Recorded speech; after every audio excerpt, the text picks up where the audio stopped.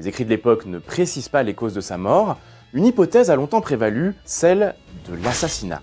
Mais elle est définitivement abandonnée en 2005. On a aussi avancé la thèse d'une mort accidentelle. Le mauvais état de son squelette suggère qu'il aurait pu succomber à un accident de char, une charge d'hippopotame. Et là encore, rien n'est moins sûr, car ses blessures semblent avoir été faites après sa mort ou pendant la manipulation de la momie. Pour l'heure, l'hypothèse de la maladie reste la plus plausible. On sait que Toutankhamon était de constitution fragile, une fracture à la jambe a pu s'infecter et provoquer son décès dans d'affreuses souffrances. Conséquence inattendue, les Égyptiens n'ont pas eu le temps de lui édifier une tombe monumentale. Toutankhamon est enterré dans un tombeau très simple et très discret.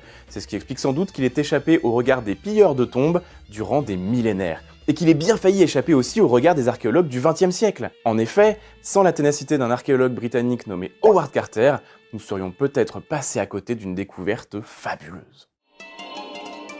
L'histoire de cette découverte débute à l'aube des années 1910 dans la vallée des Rois.